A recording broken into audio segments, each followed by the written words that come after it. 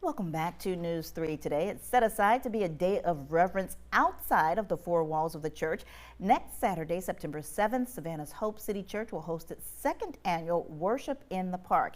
Ashley Potter is Hope City's worship pastor. She joins us now with more. Thank you so much for being here today. Yes, thank you for having me. So we talked about this earlier and it being a gathering of believers, but it's more than that. Yes, it's so much more than that. The Lord just really impressed on my heart in 2020 that there was a lack of unity here in Savannah. And there are scriptures that says that God delights in unity, and even that he pronounces his blessing on unity. And he really put a fire in my heart to bring churches together outside the four walls, to come together and worship and pray outside of our churches right here in Savannah, Georgia. And you don't have to be a member of the church to join you. And in fact, that's who you're reaching out to. Yes. Tell us about the importance of reaching outside of the four walls to get involved with the community. Yes, so unfortunately, Sunday is one of the most divided days in the city. And there's something so special about Worship in the Park is it reaches outside of denominations, it reaches outside of ethnicities. We even had Catholic churches join us last year.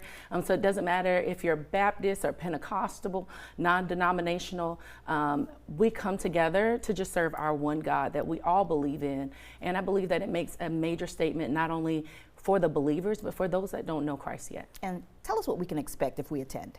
Okay, well, you can expect, first of all, you can expect some amazing worship from some of the churches around us.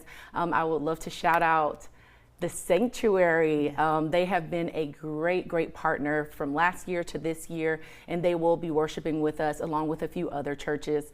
Also, we'll have some food trucks and as well as vendors. Let's talk about some of the work that you do in the community, because currently you're helping people who have experienced flooding or damage from Tropical Storm Debbie. You're offering a way for them to receive clothing and other items.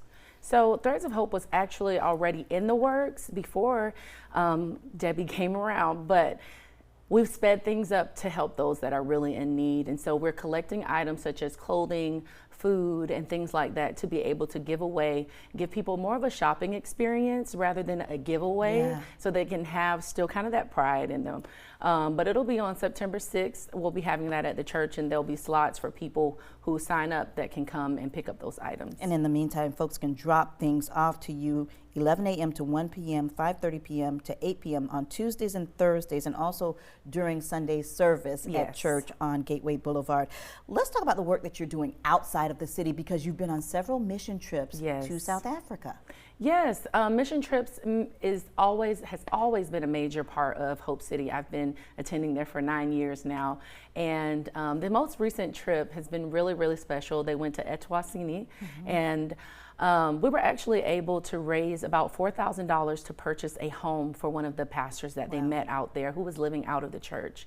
And so while we are doing things for the entire community, being able to reach those specific people that are pouring themselves into those communities has also been amazing. All right, Ashley, thank you so much for joining us. We're going to get the information up right now about the second annual Worship in the Park. It's Saturday, September 7th, 2 to 8 p.m. in Forsyth Park. If you need more information, call 912-335-1161. Thank you so much for joining us today. Thank you so much for having me. Stay with us.